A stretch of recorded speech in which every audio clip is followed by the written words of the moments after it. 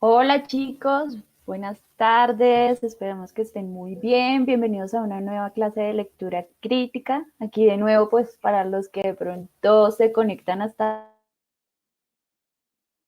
ahora, mi nombre es Mónica Cos, la profesora Laura, Hola, preséntate. hola, buenas tardes. Qué gusto tenerlos a todos y a todas aquí nuevamente.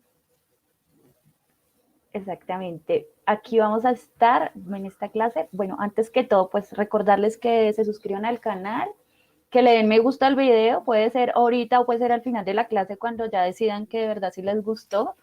Y pueden entrar entonces a la página de Puntaje Nacional Colombia también, en todas las redes sociales. Estamos en Instagram y estamos en Twitch, estamos acá en YouTube y por supuesto pues la página ya de Puntaje Nacional Colombia, donde ustedes pueden hacer simulacros y practicar todo lo que puedan aprender en estas clases. Entonces, bienvenidos a todos, muchas gracias por acompañarnos en estas clases y vamos a ver qué tenemos como objetivos hoy. Listo, entonces, objetivos de hoy.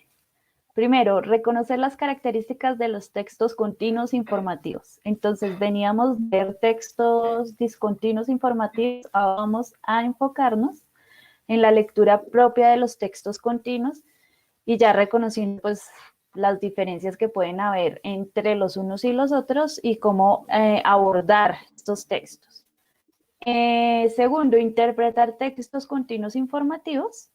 ¿Qué es eso de textos continuos informativos? Pues bueno, cosas, artículos, textos como noticias, artículos científicos, textos provenientes de diccionarios o entradas enciclopédicas, que es con lo que estamos familiarizados mucho cuando somos estudiantes, porque casi todo el tiempo estamos viendo o leyendo este tipo de textos que nos enseñan algo también. Y también pues, a nuestras tres competencias que son las que estamos desarrollando en estas clases, que es identificar y reconocer contenidos locales del texto, comprender cómo se articulan las partes del texto y reflexionar a partir del texto y evaluar su contenido. Entonces, esos son nuestros objetivos del día de hoy. Eso es. Entonces, recordemos que los textos continuos son los que leemos nosotros en español, de arriba a abajo y de izquierda a derecha, ¿cierto? Vamos a ver, aquí tenemos tres entradas diferentes que buscan definir una palabra que de pronto algunos conocen, de pronto no todos, de pronto la hemos escuchado por ahí, que es la palabra dogma. Dogma, eso se utiliza a veces, de pronto en contextos religiosos, de pronto en análisis políticos, de pronto en críticas, ¿no? De pronto alguno de ustedes le ha dicho a alguien, no seas dogmático. Piensa, ¿no? Entonces, vamos a interpretar, vamos a leer estas tres entradas. Vamos a tratar de identificar a qué texto, a qué gran conjunto pertenece cada una, ¿no?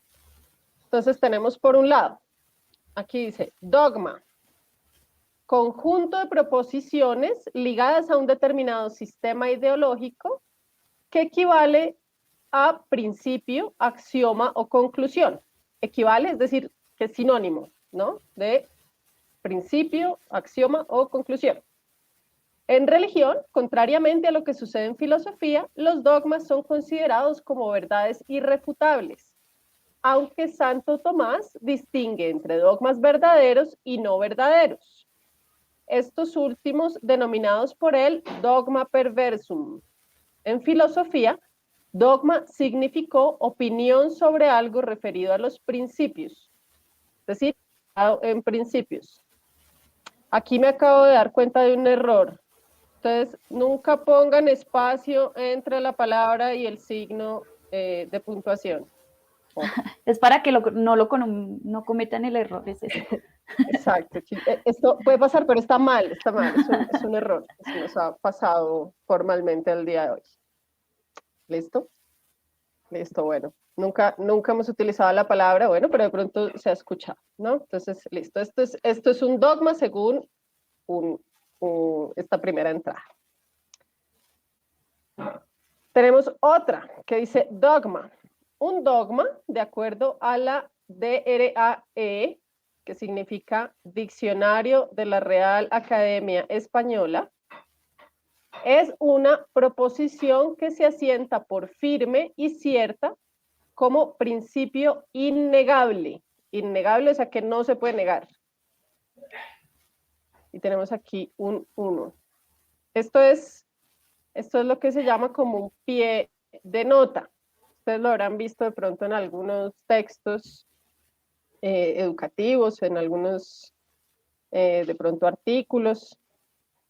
Cuando encontramos estos numeritos, mira, aquí vemos uno, aquí vemos otro numerito, aquí vemos otro numerito. Esto se llaman notas al pie. Y lo que quiere el autor del texto que nosotros hagamos con eso, mirar una referencia que va a estar por debajo. Aquí no lo pusimos pues porque excede los propósitos de nuestra clase, pero es bueno que tengamos en cuenta que esto es una cosa que puede pasar, con lo que nos podemos encontrar en un texto. Y debemos llevarlo, ¿no? Analizar qué es lo que dice después y saber que eso, pues, tiene que ver con lo que acaba de decir, ¿no? Seguramente aquí lo que refiere es un autor que dijo esto que estaba entre comillas, ¿no? Sigamos con la lectura. En las religiones abrahámicas viene de Abraham, ¿cierto? O sea, las religiones derivadas de ese personaje legendario que es Abraham, se entiende como una doctrina revelada por Dios como fundamento o punto capital de toda doctrina o religión.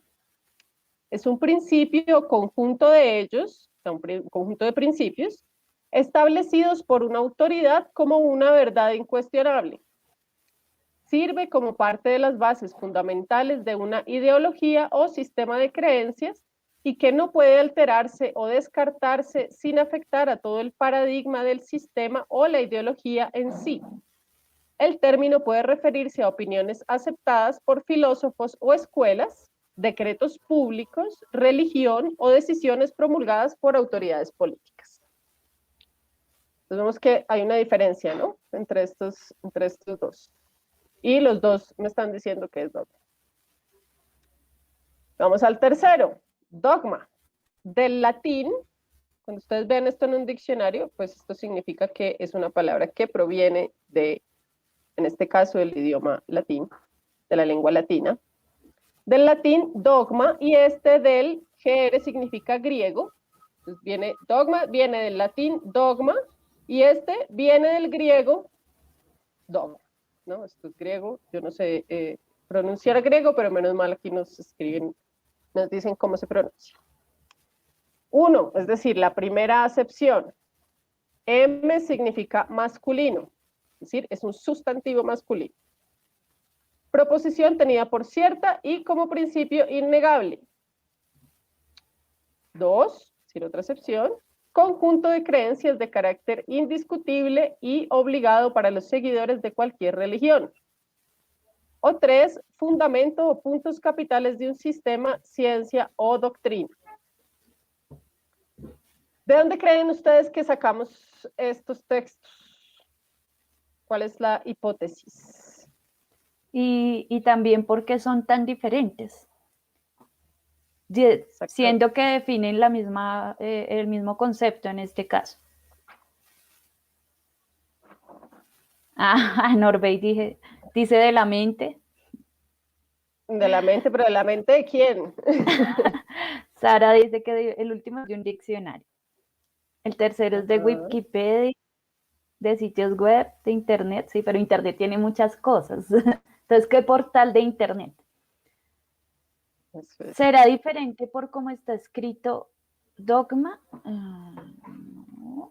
Bueno. Muy bien, eso es una buena, claro que sí, están diferentes. Este es mayúscula sostenida, este tiene mayúscula inicial y este está todo en minúsculas. Importante también ver esa diferencia, claro que sí.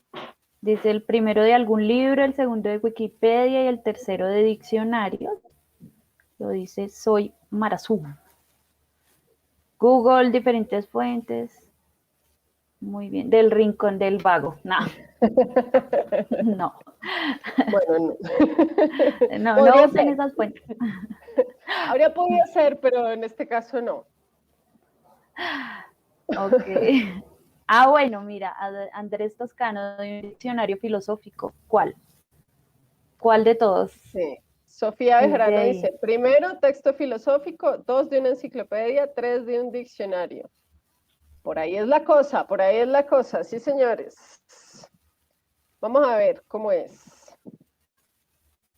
Entonces, efectivamente sale de un diccionario de filosofía. Este de la mitad es la definición que nos da Wikipedia. Y este último es efectivamente el diccionario de la Real Academia Española.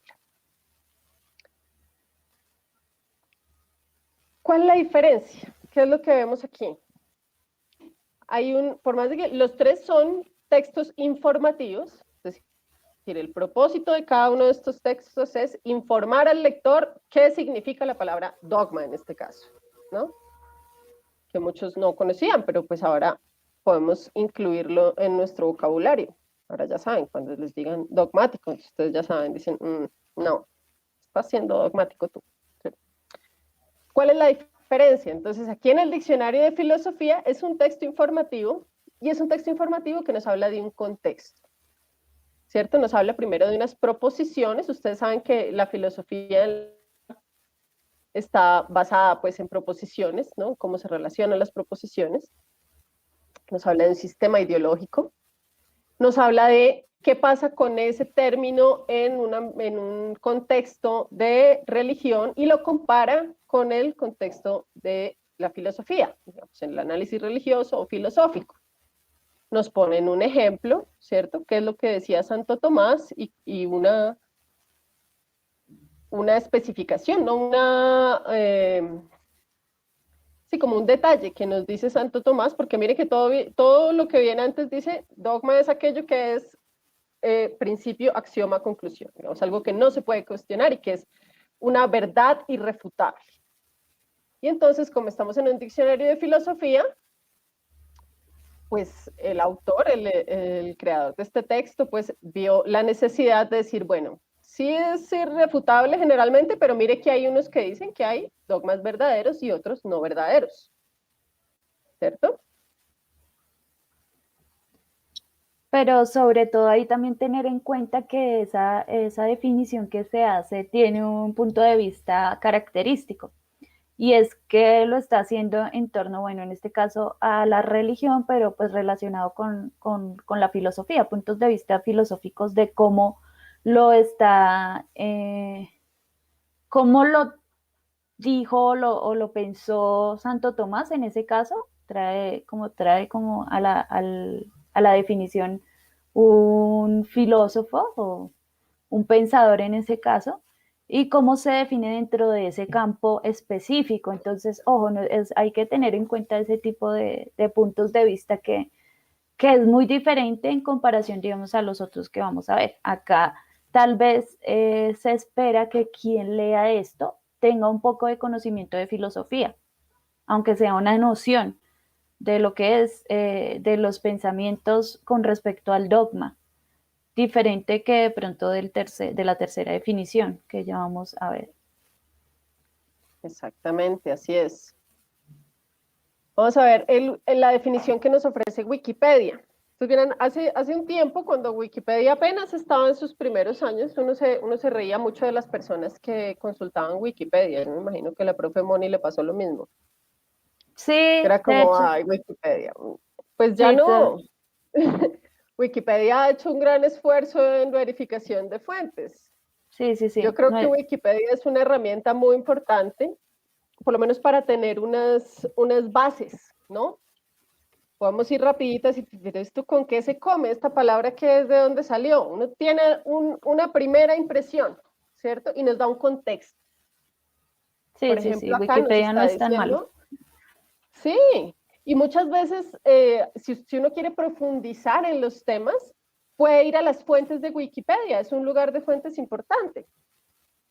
Y tiene también esto que hablábamos hace un momentito, ¿no? Hay unos pies de nota que me llevan a precisiones, ¿no? Entonces, este me dice quién dijo esta cita, que está entre comillas. Aquí seguramente nos van a hablar de las religiones abrahámicas o, digamos, la religión relacionada con el dogma o la doctrina religiosa. Y el tercero me está hablando ya de una realidad un poquito más actual, digamos, de pronto más material, hablando de una dimensión política, ¿no? Decisiones promulgadas por autoridades políticas. Entonces vemos que este tiene un enfoque también diferente, ¿cierto? Me está tratando de dar una definición de esta palabra en un contexto más amplio, ¿cierto? Está diciendo, señor lector, señora lectora, cuando usted encuentre esto, puede que le estén hablando de lo que dice la RAE, o puede que le estén hablando de una religión o de unos principios religiosos, o también puede que le estén hablando de un sistema de creencias que puede hablar de realidades políticas, ¿no? Filosóficas o de decretos públicos, ¿cierto? A grandes rasgos podemos identificar que hay tres dimensiones, tres ámbitos a los que se está dirigiendo esta definición que nos ofrece Wikipedia. Preguntan por ahí que si alguien sabe cuál es la diferencia entre un diccionario filosófico y uno enciclopédico. Entonces, hay que tener en cuenta que este tipo de textos, lo que son informativos o expositivos, que tienen de estos diferentes rasgos, pueden ser especializados o no. ¿Y qué pasa con esto? Aquí el ejemplo nos sirve muchísimo. Como les decía, el diccionario de filosofía, pues va de pronto a un público más especializado que sabe que va a hablar sobre un tema puntual referente a la materia filosófica. Pero digamos, una persona que de pronto no sabe qué es dogma, no lo ha sabido nunca y quiere tener una idea más general, puede ver la definición de dogma de Wikipedia, porque esta tiene un contexto, varios contextos. ¿Sí? Entonces nos dice, puede ser filosófico, pero también puede ser uno más de político, también puede ser uno más religioso, como que le da a uno una idea más general. Eso es lo que hace un diccionario enciclopédico, las entradas enciclopédicas. Hablan o están dirigidas para que el conocimiento sea para las personas a un nivel más general, ¿sí? Que no tienen que ser especializadas en ninguna materia para poder entender. Entonces, esa es la principal diferencia. Por eso, usualmente nosotros, cuando estamos estudiando, generalmente en secundaria o en bachillerato y eso, recurrimos más a los enciclopédicos porque son más generales de los contextos y del conocimiento en sí. Ya cuando de pronto pasamos a la universidad o estamos ya en una enseñanza más específica, ya pues se pasan a diccionarios de filosofía, y diccionarios de ciencia, y diccionarios de química, de física, de literatura, de todo. Entonces depende de la especialización que hay. Así es. Keren Urbano dice, no entiendo lo de verdades irrefutables que pueden ser verdaderas y no verdaderas. Y eso es muy interesante porque tiene que ver directamente con el concepto de dogma. Y es que dogma es algo que un sistema ideológico asume como una verdad irrefutable, ¿no? Partimos de un hecho que nadie puede refutar. Y este diccionario de filosofía hace una aclaración. Claro, hay dogmas que son verdades irrefutables, pero verdades irrefutables para alguien. Para alguien que está en una religión o para alguien que coincide con determinado sistema ideológico. Y para esa persona, pues serán verdades irrefutables, principios, axiomas que no podemos cuestionar. Y este diccionario filosófico dice, sí, hay unas verdades que alguien considera irrefutables, pero para otro alguien, o sea, aunque, recuerden que aunque es de contradicción, ¿no? Pasa una cosa, pero de pronto hay otros que opinan lo contrario. En este caso, Santo Tomás, que dice, bueno, hay dogmas verdaderos y no verdaderos. Es decir, hay unas personas que están en lo cierto cuando no refutan una idea básica y hay otras que están equivocadas, ¿no?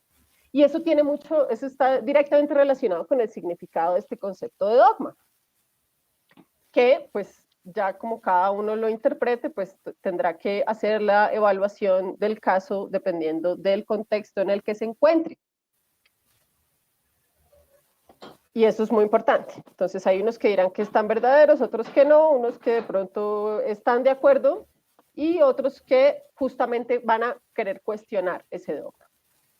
Y eso esa es una especificidad, digamos, que vamos a encontrar en un diccionario de filosofía, pero, por ejemplo, que no vamos a encontrar en la Real Academia Española. Cuando vemos aquí la palabra dogma como una entrada de la Real Academia Española, pues encontramos primero que nos está hablando de la palabra, ¿cierto? ¿De dónde viene? ¿Cuál es la raíz etimológica de esa palabra? Entonces nos dice, bueno, esto es una palabra del español, porque es la Real Academia Española, y eso viene del latín, y antes del latín estaba el griego, ¿cierto? Entonces primero nos hablan de un origen etimológico de la palabra. Y después nos van a dar 3 posibles acepciones, todas pues muy cercanas, digamos. A veces pasa eso, a veces no. Nosotros sabemos que el español tiene palabras que son polisémicas, es decir, que pueden tener significados diferentes. Y en este caso la diferencia en los significados de pronto no es tan radical, pero que sí puede ser importante dependiendo del contexto en el que nos encontremos con esta palabra.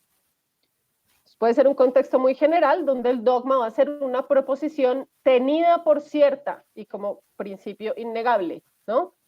Esto de tenida por cierta tiene que ver con la pregunta que nos hacía el compañero ahorita, ¿no es cierto? De las verdades irrefutables que pueden ser verdaderas o no. Bueno, pues aquí nos está aclarando el diccionario de la RAE, diciendo, bueno, hay una proposición que es tenida por cierta. Yo no estoy diciendo si sea cierta o no sea cierta. Estoy diciendo que esa idea alguien la considera cierta e innegable, ¿verdad? También nos dice, puede ser una proposición, pero también puede ser un conjunto de creencias, ¿sí? No solo una, sino varias creencias que forman un conjunto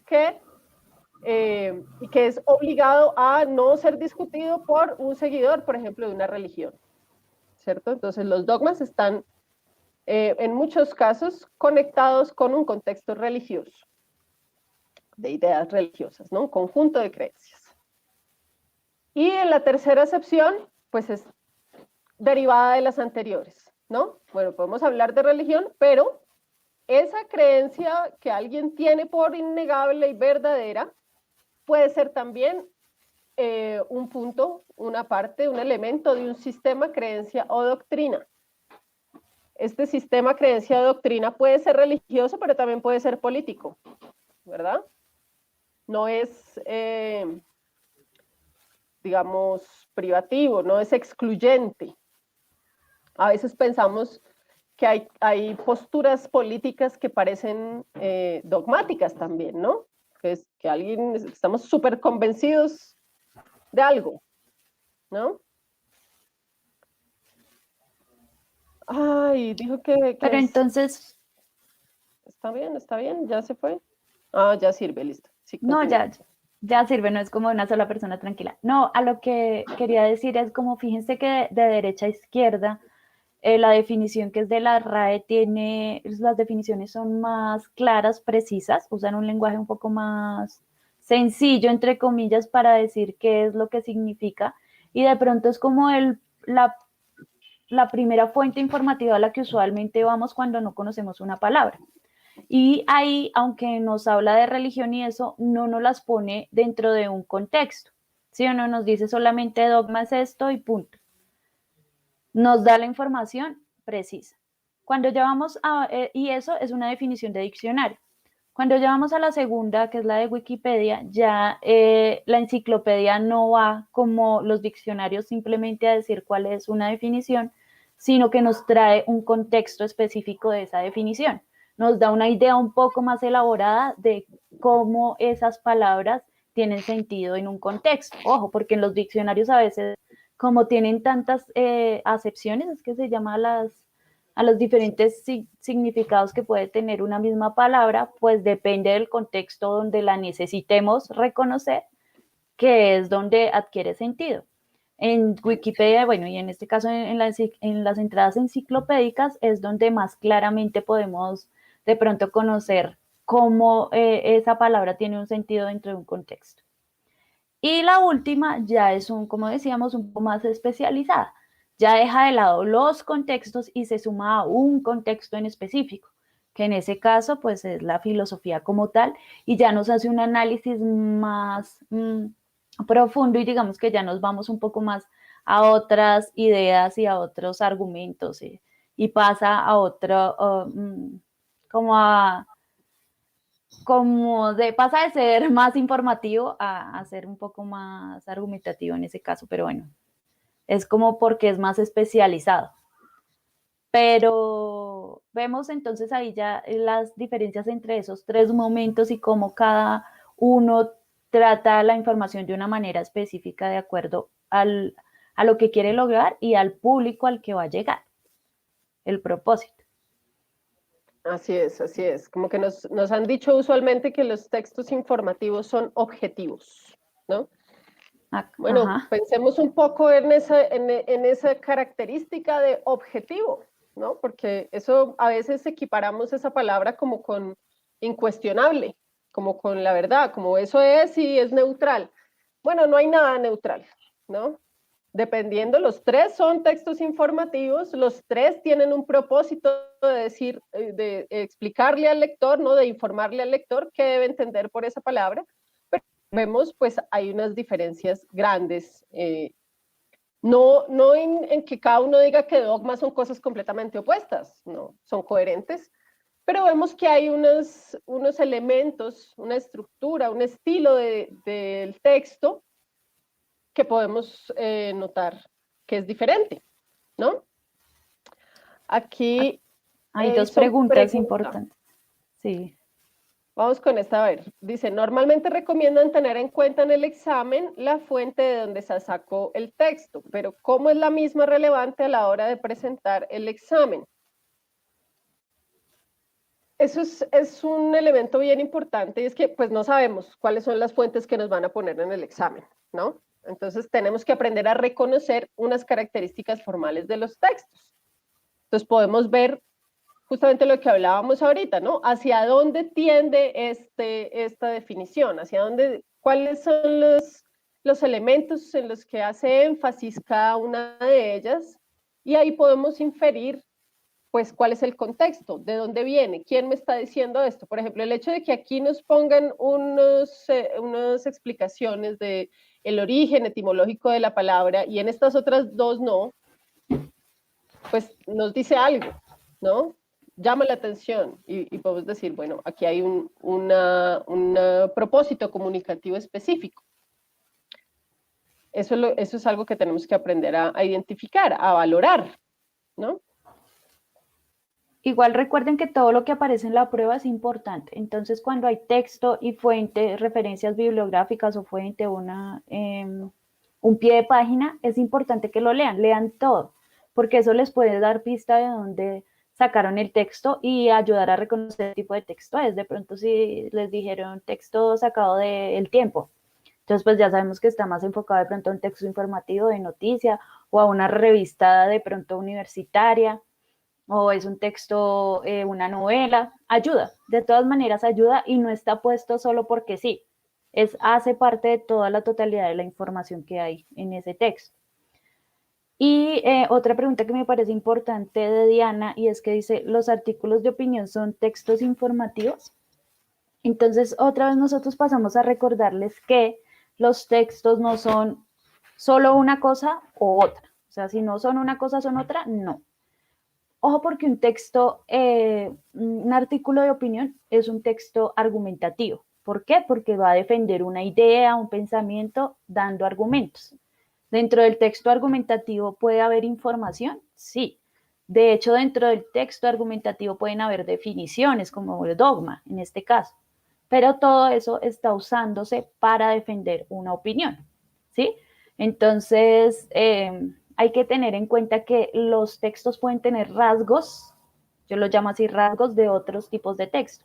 Los textos argumentativos pueden tener rasgos de textos informativos, de textos narrativos inclusive, como la descripción, pueden tener eso que lo que hacen es que usan ese tipo de elementos para lograr su propósito, que en ese caso sería convencer a alguien sobre su opinión. Entonces, en este caso que estamos viendo aquí puntualmente, ninguno.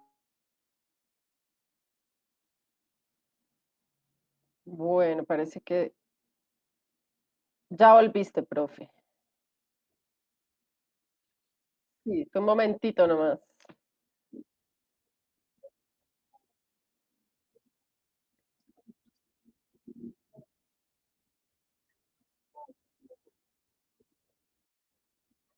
Que estamos viendo, todos son informativos, ¿no? Están presentando qué es un concepto en este caso y ya. No están diciendo, digamos, nada más de convencer de una opinión, como de pronto lo hace directamente un texto argumentativo, un artículo de opinión.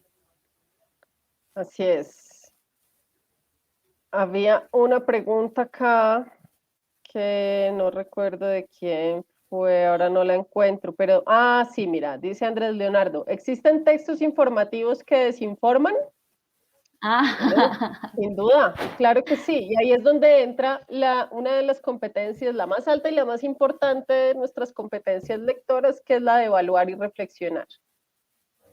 No todos los textos que leemos, ni siquiera porque digan, esto es información importante, atienda y obedezca. Bueno, cada uno tiene su capacidad lectora de evaluar y reflexionar, y es muy importante que la pongamos en juego y que evaluemos, porque muchas veces hay textos que se presentan como informativos y que los datos o los conceptos o los enunciados que vienen allí, pues de pronto no son verdad, ¿no?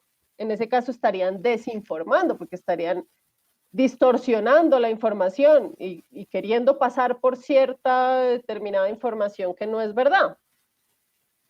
Entonces es muy importante que tengamos en cuenta cuáles son las características de cada texto, ¿no? Profe, Sí, que ¿puede repetir? aprendamos a evaluar. Ay, no sabemos si se fue, ¿no? Pero ya volvió. Dios, Dios. ¿Será que ya? Sí, ahí me ven, ¿no? ¿No me escuchan? Como lo de los chips en las vacunas, dice Juliet, por ejemplo. Sí, exacto. Ok. Como lo de los chips en las vacunas. Entonces, bueno, pues toca evaluar. Es necesario leer. Yo siempre les he dicho, recuerden lo que hemos hablado aquí, para leer hay que activar el sentido de sospecha, ¿no? No podemos tragar entero, tenemos que evaluar, tenemos que revisar bien esa información, tenemos que comparar la información que nos dan en una fuente, compararla con otras fuentes, poner eso en cuestión, preguntar, bueno, ¿eso corresponde a mi experiencia de vida? ¿Corresponde a esto mismo lo dicen en otras fuentes? ¿Cuáles serían las consecuencias de que esto fuera verdad o no fuera verdad? ¿Cuál es la probabilidad? ¿Cierto? Y bueno, pues cada uno tomará la decisión que a bien tenga. Por eso es importante documentarnos, aprender de muchas fuentes, leer mucho, porque entonces entre más conozcamos, entre más fuentes consultemos y más palabras y más ideas estemos familiarizados, pues nuestro resultado de esa evaluación y de esa reflexión pues va a estar cada vez más ajustada, ¿no? Más cercana a la realidad y podremos interpretar la realidad y podemos tomar decisiones informadas, ¿no? No quedarnos con el dogma, sino ir más allá, pensar, ¿no? Bueno, muy bien. Ahora, Creo que sigamos eso. sí, listo. Entonces, decimos que los textos continuos informativos, así como los discontinuos informativos que veíamos hace 8 días, decimos que su propósito es transmitir información. Entonces, recuerden, no es solo una cosa, ¿no? Pero cuando decimos que que hay un texto que es informativo, pues quiere decir que prevalece en él ese propósito de informar. ¿sí? Que no tiene que ser el único, pero prevalece esa intención, ¿cierto? De transmitir información, de poner a nuestra disposición unos datos. Como Esos esta textos clase. Exacto. Yes. Esos textos están dirigidos a un público específico en un contexto determinado, ¿cierto? Como lo veíamos en las 3 definiciones de dogma. Dependiendo pues del concepto, dependiendo de quién espere el autor que lo lea. Entonces va a hacer énfasis en unas cosas o en otras. Y también tenemos que los textos continuos informativos hacen uso de, esto se llaman unas estrategias textuales, ¿cierto? Que serían los títulos o los subtítulos. También se pueden dividir en párrafos, en citas, pueden tener notas al pie, pueden tener ejemplos, entre otras estrategias. ¿Sí? Preguntan por ahí que si el poema informa. Ojo con eso, y es que todos los textos hacen todo. Entonces, si un poema informa, una noticia informa, un chiste informa, porque pues claro, todo lo que recibimos es información nueva que estamos procesando con el lenguaje. Pero el objetivo principal de un poema no es informar. Yo no leo un poema para entender qué pasó en los hechos del mundo, ni para entender el concepto de dogma. Los poemas o los textos literarios tienen un objetivo diferente, que lo vimos en las clases anteriores, y es un propósito estético, ¿sí? O despertar emociones, tal vez, bueno, sí, en sí despertar emociones, pero a lo que va el texto literario es diferente a lo que de pronto quiere lograr una información, aunque también despierte emociones, porque ahorita van a decir eso. Su objetivo principal es informarnos sobre una serie de hechos, sobre qué pasó, cuándo, cómo, quién, por qué. Entonces recuerden siempre, siempre tener en cuenta el propósito de los textos, qué es lo que quiere lograr ese texto cuando se escribió, a qué necesidad respondía. ¿Sí? Un poema no responde a la necesidad de informar. Una noticia sí, un texto, una entrada enciclopédica sí. Entonces es como a qué necesidad comunicativa responde. Cuando nosotros hablamos como respondiendo a una necesidad de lograr algo, ¿cierto? En este caso yo quiero que ustedes aprendan, que enseñarles, ¿sí? Y por eso lo hago de cierta manera. Así funciona toda la comunicación y así funcionan los textos en general, que es lo que estamos viendo pues en las clases. Eso es. Bueno, aquí vamos. Estos son textos. Esto es un texto. Esto es un ejemplo que hemos preparado para esta sesión de hoy, que nos parece muy interesante porque es un texto que viene, está en un medio de comunicación, es propiamente una noticia, pero es un texto que también tiene muchos elementos similares a un artículo científico. Es decir, es una noticia científica. Entonces es un buen ejemplo para que veamos que los textos no son solo una cosa, ¿no? Prevalecen algunas intenciones, prevalecen algunas estrategias, pero no tienen que ser solo una cosa o la otra, porque ya sabemos que la vida real no es blanca y negra, ¿cierto? Entonces, vamos a leer rápidamente este texto. Esto es un texto que tiene menos de 500 palabras. Los textos con los que nos vamos a encontrar en la prueba tienen esa característica. No van a encontrar uno de más de 500 palabras, pero en 500 palabras podemos encontrar hartas ideas. Entonces, dice así, el título es Monopolio de semillas. ¿Quién controla el suministro mundial de alimentos? Durante milenios, los campesinos cultivaban y resembraban las semillas, las intercambiaban y compartían libremente. Todo eso cambió en la década de 1990, cuando se introdujeron leyes para proteger los nuevos cultivos modificados genéticamente. En la actualidad, 4 empresas, Bayer, Corteva, Chemchina y Limagrain, controlan más del 50% de las semillas del mundo. Estos gigantescos monopolios dominan el suministro mundial de alimentos. En última instancia, son las semillas las que nos alimentan a nosotros, afirma el sociólogo Jack Kloppenburg, profesor de la Universidad de Wisconsin-Madison. el control de las semillas significa en muchos sentidos el control del suministro de alimentos. La cuestión de quién produce las nuevas variedades de cultivos es absolutamente crítica para nuestro futuro. Los principales productores de semillas genéticamente modificadas limitan el uso que los agricultores pueden hacer de las variedades que venden. Por lo general, los compradores deben firmar acuerdos que les prohíben guardar semillas. No solo se están reduciendo los canales de intercambio y distribución de semillas, sino la propia diversidad de las semillas.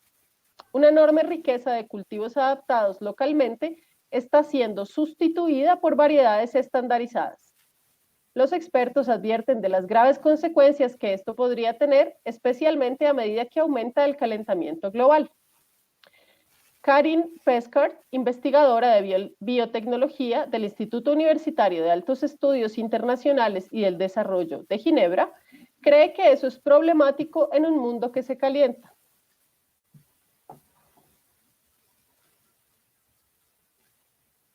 El cambio de las condiciones climáticas hace que los sistemas agrícolas cuidadosamente adaptados de los agricultores estén desequilibrados. Al plantar cultivos diferentes, cada uno con su propia diversidad genética y potencial de cambio, las propias plantas pueden adaptarse y si un cultivo falla, los agricultores no pierden necesariamente toda su cosecha. Cuanto más homogéneo sea nuestro acervo genético, más vulnerables seremos a todo tipo de tensiones ambientales, explica Pescard.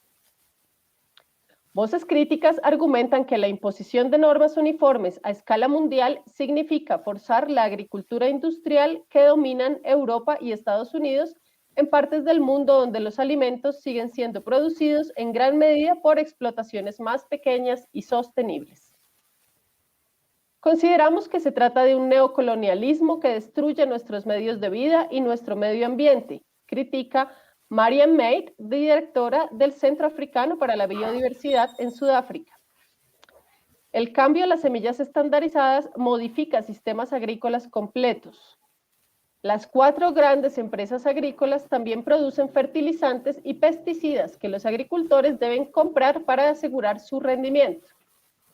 La agricultura industrializada, que maximiza el rendimiento a expensas de la biodiversidad y la ecología, suele justificarse con el argumento de que hay que alimentar al mundo.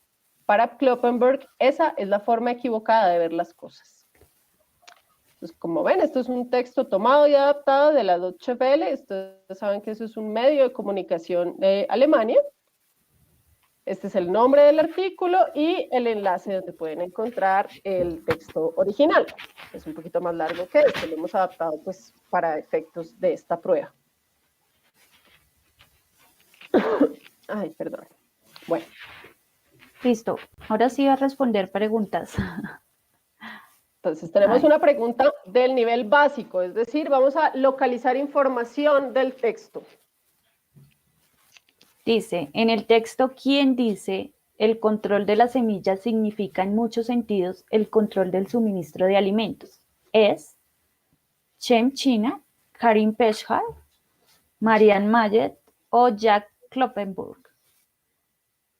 Entonces, aquí, como bien decía Laura, ustedes tienen que identificar quién es la persona que está diciendo algo en el texto. Como se dieron cuenta, a lo largo del texto hay muchas voces porque presentan diferentes puntos de vista en este texto informativo.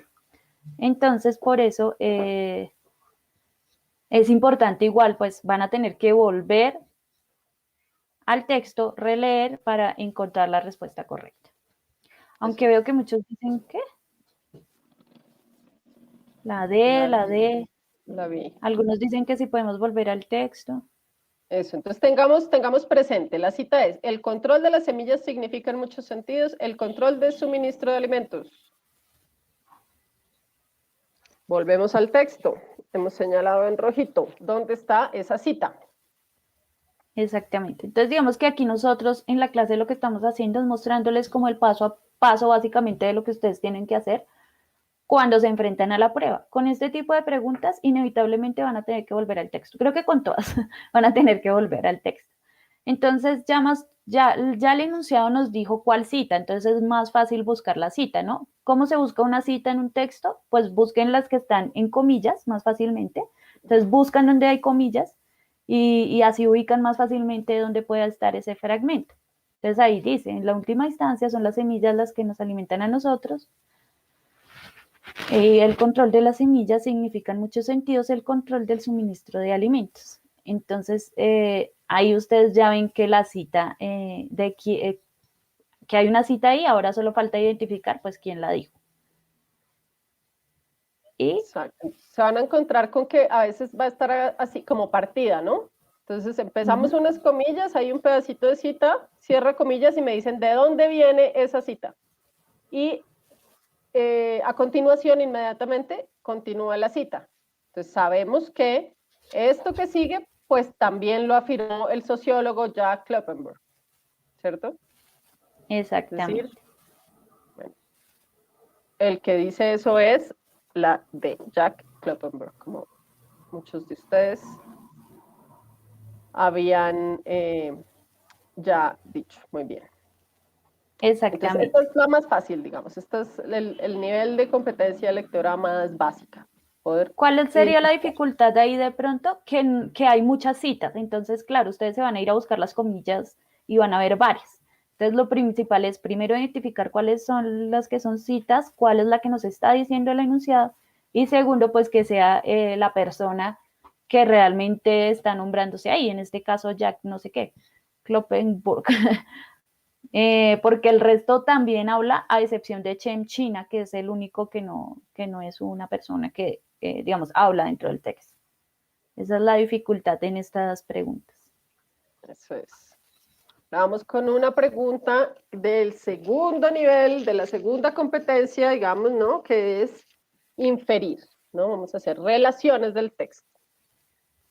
Entonces, una muy importante es poder sintetizar, en este caso, la idea principal del texto. Entonces, la idea principal del texto es que la incapacidad de reproducción de las semillas hace que su comercialización sea limitada y representa un riesgo para el cultivo de alimentos. O es que el calentamiento global ha producido un cambio en las condiciones de las plantaciones, por lo que es primordial estandarizar el proceso. O es que los pequeños productores modifican sistemas agrarios completos y potencializan la capacidad de adaptación de las plantas. O es que la idea principal, que las leyes sobre el uso de las semillas amenazan la seguridad alimentaria y la diversidad genética al criminalizar la siembra tradicional. Entonces, si ustedes ven, todas estas ideas están relacionadas con el texto, ¿cierto? No, ninguna va a salir que no tenga nada que ver. Todas tienen alguna relación del texto, pero nos están preguntando cuál es la idea principal, ¿no? Alrededor de qué idea es que gira el texto completo, ¿sí? Exactamente eso. Bueno, muchos nos dicen la D, algunos nos dicen la B, nos dicen que la C no es, porque antes lo hacían, pero ya vi. No, el análisis no. La opción D, creo que muchísimos se van por la opción D. Bueno, muy bien, entonces vamos al texto. Volvemos al texto. Entonces, ¿cuál es la idea principal? Entonces vamos a resaltar aquí unos enunciados. Creo que lo primero que hay que tener en cuenta es el título. Porque ojo que nos están hablando de un monopolio de semillas. Monopolio no es cualquier cosa, ¿no? Entonces, ¿qué tiene que ver con la palabra monopolio? ¿Cierto? Es como un, ¿cómo más podemos decir monopolio? Como un grupo de controlador de algo, ¿sí? Sí. Y además lo dice la pregunta, ¿quién controla el suministro mundial de alimentos? Como pregunta que supuestamente se va a responder en el texto. Entonces, eso es un buen elemento para tener en cuenta. Ahora sí, con lo que hemos resaltado. Así es, el título es muy importante. Aunque a veces nos puede despistar, ¿no? A veces el título tiene también, no necesariamente lo que dice el título es la idea principal. Ah, sí, no, claro A que veces no. puede ser una estrategia ahí vendedora, ¿no? Para llamar la atención del lector. Entonces Sí, tenemos que evaluar nuevamente, ¿no? a eso va lo crítico, exactamente. Entonces, en este caso, o sea, saber cuándo nos puede ayudar y saber cuándo no también. Exacto. ¿A qué se refiere? Si sí o no. Entonces, bueno, aquí vemos unos enunciados importantes, ¿no? Por ejemplo, este. Todo cambió cuando se introdujeron leyes para proteger los cultivos, los nuevos cultivos modificados genéticamente.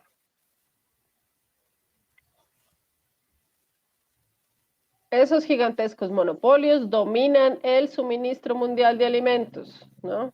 Pues aquí está hablando de lo mismo del título. Un solo agente que tiene el control absoluto sobre un sector del mercado, en este caso, pues, el suministro de alimentos.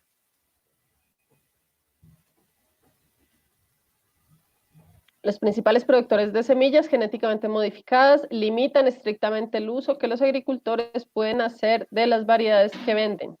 Mire que son 3 ideas que están conectadas, ¿no? Que están relacionadas. Exactamente.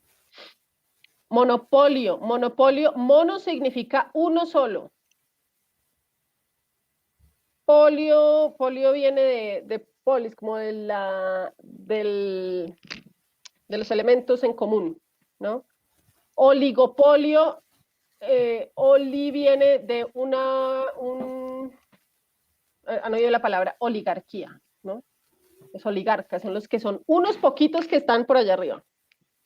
El monopolio es uno solo, que tiene control sobre una situación determinada. No siempre es necesariamente el comercio.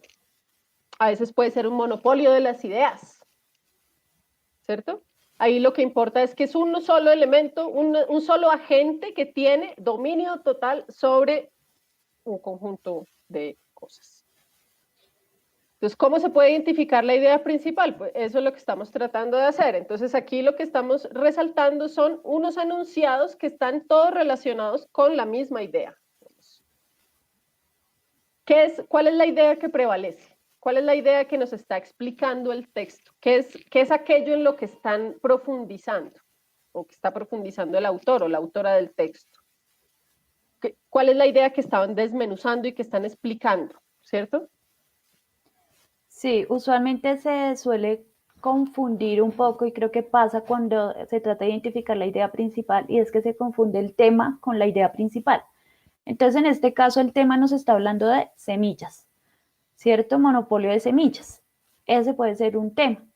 Pero la idea principal, como bien se ve en cada uno de los fragmentos subrayados en rojo, está, como bien dice Laura, profundizando un poco más en ese tema y ampliando la información. Y además lo hace en varios momentos, o sea, se reitera casi siempre que ese monopolio de semillas, ¿cierto? Está limitando el uso a los agricultores, está haciendo algo, ¿cierto? Ese monopolio de semillas está haciendo algo que en este caso se considera que no es tan bueno. Entonces, de ahí vamos a poder reconocer las ideas principales. La idea principal siempre va a estar de cierta manera repitiéndose en cada uno de los párrafos o reiterándose de otra manera, ¿cierto? Siempre va a estar sumando información a esa idea única que es en este caso cómo el monopolio de semillas ha perjudicado, digamos, a los agricultores en general.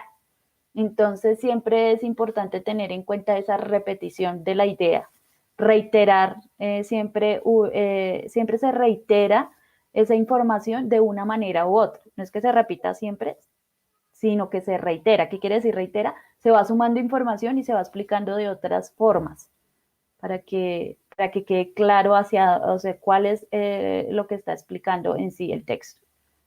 Así es. Lala Ángel dice, monopolio de las ideas, ¿cómo así? ¿Quién tiene el control de las ideas de las personas? Es una excelente pregunta. Y se relaciona con el ejemplo que veíamos al principio, ¿no?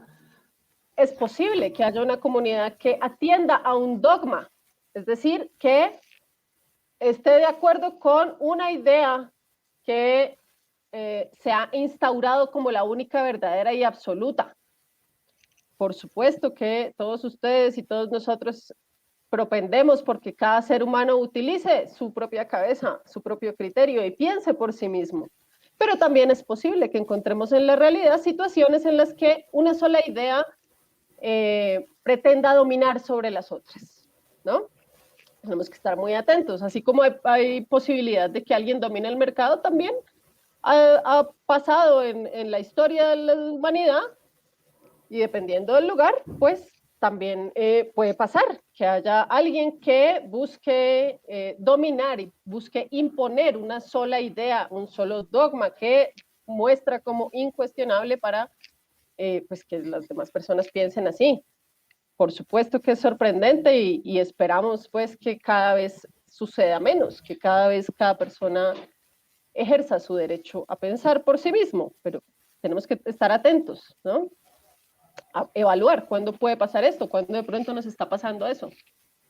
Bueno, Entonces, aquí hay una sigamos. pregunta que dice, ¿qué tipo de texto sería este? Entonces, ojo, pues creo que lo pueden saber porque estamos hablando de textos informativos continuos, pero tal vez puede confundirse y pueden decir que es un texto argumentativo porque presenta muchos puntos de vista, pero tengan en cuenta que esos puntos de vista se presentan alrededor para responder, digamos, una pregunta, que es quién controla el suministro mundial de alimentos. Entonces, en este caso nos están respondiendo a esa pregunta, informándonos sobre ciertos puntos de vista que hay respecto a cómo se ha creado un monopolio de semillas. Entonces, claro, esas opiniones que ustedes ven ahí, que son citas puestas entre comillas, sí hacen alusión a un pensamiento de una persona, pero como ustedes se dan cuenta, hay pensamientos de 2 o 3 personas que se presentan ahí, no como tal de un autor solo que está hablando en el texto. Por eso este texto es informativo, ¿cierto? Aunque presente puntos de vista, porque pues claramente está hablando sobre un tema que es el monopolio de semillas y que causa controversia. Entonces, como igual decía Laura, no es que todos los textos tampoco sean puramente objetivos, pero en este caso lo que el texto quiere hacer es, no presenta, digamos, las citas para apoyar su posición, sino para presentar la información, ¿cierto? Él no está diciendo, ay, mire lo que piensa Jack no sé qué, como digo yo, Karim Peshar y todo eso, ellos me apoyan a mí. No, ella está diciendo, mire, esto es lo que hay de opinión frente a esto y ahí se los dejo para que las personas revisen si están de acuerdo o no. Entonces, por eso en este caso, este texto es informativo. ¿Listo? Ahora, otra cosa que preguntan es si la idea principal se encuentra al inicio del párrafo o no. Ojo, los textos no siempre, como siempre hemos dicho, no son limitados y no van a encontrar la información. La idea principal está al principio, la tesis del texto está al inicio, el ejemplo está en la mitad, no. Las ideas principales nunca puede que estén al principio, puede que estén en la mitad, puede que aparezcan al final, se desarrollen, depende de cómo el texto esté desarrollado. Entonces, en este caso, si ustedes se dan cuenta, la idea principal se va construyendo a partir de pequeños fragmentos que están subrayados a lo largo del texto, ¿sí? No está puesta de un solo momento al principio y ya. Entonces, eso es lo que hay que hacer con las ideas principales.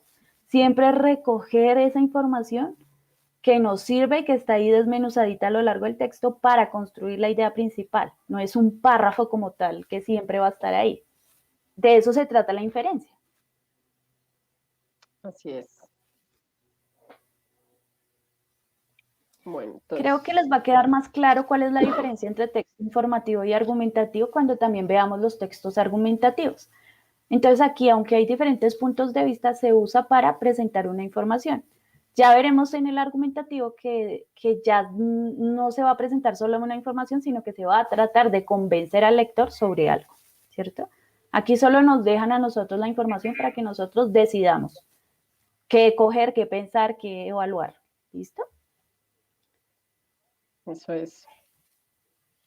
Además, porque puede ser que la teoría nos diga una cosa, pero en la práctica, en la vida real, nos encontramos siempre con textos pues, que pueden tener diferentes características, ¿no? Entonces ahí es donde entran nuestras habilidades de inferir y de evaluar y de reflexionar sobre el contenido de cada enunciado. Bueno, entonces seguimos sacando las ideas principales, digamos, los enunciados, perdón, que nos ayudan a sintetizar cuál es la idea principal, ¿cierto? Cuanto más homogéneo sea nuestro acervo genético, más vulnerables seremos a todo tipo de tensiones ambientales. Es decir, una cita que se orienta a esa idea principal. Hay unas voces críticas que están hablando de que la agricultura industrial es forzada por una imposición de normas, ¿no? Las semillas estandarizadas que modifican sistemas agrícolas completos. Nos está diciendo que esas 4 grandes empresas agrícolas que mencionaban al principio del texto producen unos fertilizantes y unos pesticidas que los agricultores se ven obligados a comprar para que efectivamente las semillas pues rindan como debe ser. Entonces, sí, es la forma equivocada de ver las cosas, ¿no? Entonces, todo esto va a construir una idea específica, ¿cierto? Se orienta a explicar una idea. Y ahí entonces la opción correcta a la pregunta de la idea principal del texto es ¿qué? Es la opción D. Las leyes sobre el uso de las semillas amenazan la seguridad alimentaria y la diversidad genética al criminalizar la siembra tradicional.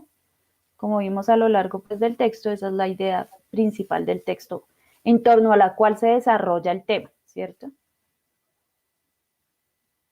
Y el resto de las opciones, así hablen de semilla, hablen de cultivo, lo están nombrándolo para otra cosa, ¿cierto? Sobre el calentamiento global, sobre los pequeños productores que modifican sistemas agrarios. Entonces aquí está al revés porque ellos no modifican los sistemas agrarios, sino son los monopolios. Listo. Eso es. La clase de hoy está larga, nos cogió un poquito la noche, terminamos rápidamente. Este es Respondamos esta última y ya. Ustedes, si se tienen que ir, recuerden que esto queda aquí colgadito en internet, entonces pueden consultarlo después cuando vuelvan y tengan tiempo, pues le van a devolver y no se pierden del final de la clase. Esta pregunta exige la habilidad de evaluar, reflexionar y dice, la razón de que se critique la agricultura estandarizada es que es una nueva forma de dominar económicamente los países subdesarrollados, está deteriorando la calidad de los alimentos en países menos desarrollados, está generando escasez alimentaria en países con menos recursos, o es una manera de acelerar el daño ambiental en países pobres. ¿Cuál dicen ustedes que es la respuesta correcta?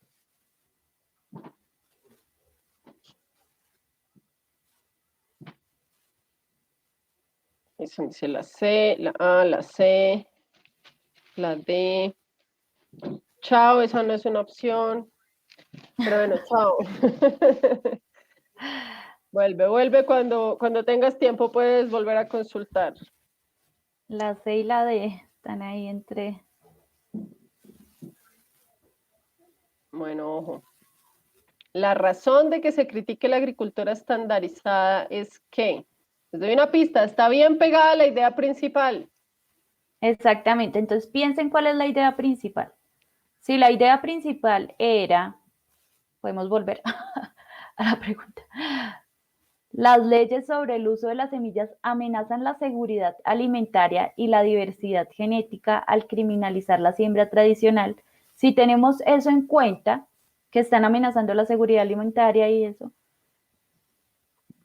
¿cuál es la crítica que se hace a esa agricultura estandarizada? ¿Cuál sería?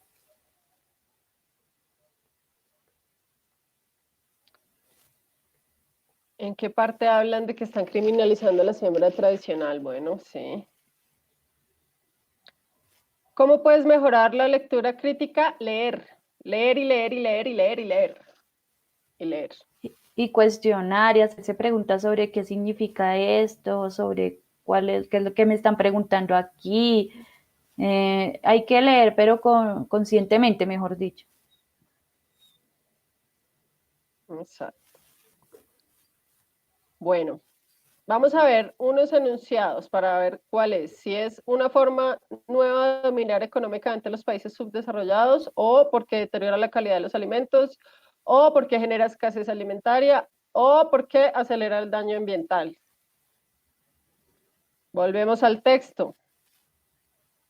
Y decimos que, bueno, se critica porque en la actualidad hay 4 empresas que controlan las semillas. Y estos monopolios dominan el suministro mundial de alimentos. También decimos que los principales productores de semillas genéticamente modificadas limitan estrictamente el uso que los agricultores pueden hacer de las variedades que venden.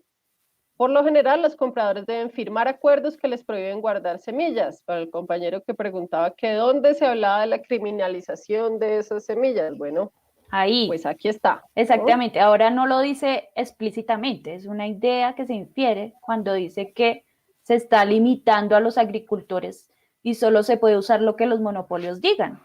Entonces ahí hay una criminalización de los pequeños agricultores. Eso es. Ya te respondemos, Joseph. Al plantar cultivos diferentes, cada uno con su propia diversidad genética, las propias plantas pueden adaptarse. Y si no, de lo contrario, pues los agricultores perderían la cosecha. Voces críticas. Recuerden que la pregunta es, ¿cuál es la razón de la crítica? Voces críticas argumentan que la imposición de normas uniformes a escala mundial significa forzar la agricultura industrial que domina en Europa y Estados Unidos en partes del mundo donde los alimentos siguen siendo producidos en gran medida por explotaciones más pequeñas y sostenibles. Entonces, bueno. Consideramos que se trata de un neocolonialismo. Ojo, neocolonialismo. De los pequeños agricultores deben comprar lo que las 4 grandes empresas producen las semillas, sino fertilizantes y pesticidas, porque si no, corren un gran riesgo de que no les funcionen. Suele justificarse el uso de esta agricultura industrializada con el argumento de que hay que alimentar al mundo. Y uno de los expertos que es citado por el texto dice, esa es la forma equivocada de ver las cosas, ¿no? Así no debemos analizar. Todos estos enunciados pues se dirigen a una de estas ideas. ¿Por qué? ¿Cuál es la razón de que se critique la agricultura estandarizada? ¿Por qué no? Entonces ahí que nos están preguntando, ¿por qué es malo que hayan monopolios de semillas? En este caso, ¿cierto? Entonces ahí dice, es una nueva forma de dominar económicamente a los países subdesarrollados, está deteriorando la calidad de los alimentos en países menos desarrollados, está generando escasez alimentaria en países con menos recursos, o es una manera de acelerar el daño ambiental en países pobres. Entonces, en este caso, la opción correcta es la A. Es una nueva forma de dominar económicamente a los países subdesarrollados. Y ojo con eso, como es un monopolio, ¿qué trata de hacer un monopolio? Dominar. Cuando dice neocolonización, es también porque está colonizando, ¿sí? Una nueva forma de colonización es controlar el uso de las semillas, diciéndole a los agricultores, use este pesticida, solo puede usar estas semillas, usted no puede sembrar libremente las semillas que quiera, sino que yo le digo cuáles sembrar. Todo eso es una forma de dominio económico para los países subdesarrollados. Por eso la opción correcta es la A. Está deteriorando la calidad. Perdón, y debemos atender a lo que se nos pregunta, ¿no? Entonces, aquí están preguntando específico cuál es la razón de que se critique esa agricultura estandarizada, ¿cierto? Entonces, tenemos que tener prestar mucha atención a cuál es el concepto, cuál es la idea específica por la que nos están preguntando. Porque sí nos está diciendo también que se deteriora, que se acelera el daño ambiental, por ejemplo, recuerden que hablaban del calentamiento global, de la calidad de unos sembrados, pero nos están preguntando por la razón de que se critique la agricultura estandarizada, ¿no? La agricultura industrial. Y además en las otras opciones también hay cosas que nos permiten descartarlas. Cuando se dice que se acelera el daño ambiental, no solo es en países pobres, es en general en el mundo. Entonces no se está categorizando solo una población. cuando se dice que se deteriora la calidad de los alimentos, en realidad esto nunca se dice en el texto. Se dice que no hay variedad de semillas, pero no que se deteriora los alimentos que se producen. Y tampoco dice que se está generando escasez alimentaria, porque al contrario, una de las razones a favor de la agricultura estandarizada es que va a generar mayor alimentos a los países. Esa es su excusa. Entonces, por eso la opción correcta es la A. Por aquí había alguien insistentemente preguntando, ya se me olvidó cómo era el nombre, que qué tipo de textos hay que leer. Joseph, cuando se dice leer y leer y leer, lo que se quiere es empezar a reconocer un hábito de lectura. Entonces, si tú comienzas a leer textos que a ti te interesen y te gusten, es una buena forma de llegar y acercarse a la lectura. Entonces puede ser lo que quieras, desde novelas gráficas, manga, novelas de acción, o puede ser artículos científicos, noticias curiosas. Lo que primero te guste es bueno empezar por ahí. Pero ya después de que uno empiece a leer y cuando uno lee lo que le gusta, como que le pone más interés y ya lo entiende, puede pasar a otros tipos de texto que son diversos. Puede ser ya, digamos, la definición de un texto de qué es la célula o algo así, textos más científicos, porque recuerden que toda la prueba igual va a tener texto, y ya después puedes ir a textos más argumentativos, que pueden ser un texto, un artículo de opinión. De hecho, hasta en Twitter, de hecho, hasta en las redes sociales, lo que ustedes lean, tienen que entender el sentido y por qué esta persona dijo esto así y qué quiere lograr. Es un buen ejercicio de acercarse a la lectura crítica, es cuestionar lo que ustedes leen en su cotidianidad para lograr entender y poder, digamos, como llegar a desarrollar las habilidades que necesitan. Entonces, háganlo con lo que ustedes puedan hacerlo, que es lo que hay a su alrededor. Exacto, lo que les interese. Leer por leer también está bien, porque leer nunca es solamente leer mecánicamente, leer siempre nos va a dar nuevas ideas. Eso es lo bonito de la lectura, y los libros nunca se van a acabar. Nadie puede leer nunca todos los libros que existen, ni de literatura, ni de textos no literarios. Siempre va a haber algo que leer. Entonces, también trátense bonito, ¿no? Dense gusto, lean sobre los temas que les interesan, sobre las cosas que les llaman la atención, lo que es chévere. ¿Listo? Que chao, que no todos tenemos tiempo. Sí, señora, tienes toda la razón. Eso es cierto. Ya no todos eso, hay muchas ocupaciones, la verdad sí es que hay mucho que hacer. Entonces les agradecemos mucho que hayan estado en esta clase, que nos hayan puesto atención. Recuerden qué fue lo que vimos hoy. Cuando vuelvan de pronto a ver el video, si necesitan revisar o repasarlo. Y bueno, les agradecemos mucho. Eso es, eso es. Nos vemos ahorita a las 5:30 para los que se queden con la clase de Sociales y Ciudadanas.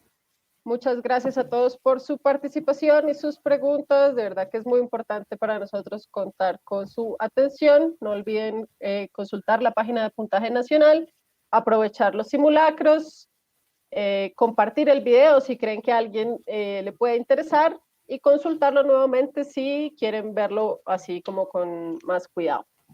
Un abrazo. Listo. Pues para todos y nos vemos dentro de 8 días. Chao, muchas gracias. Chao.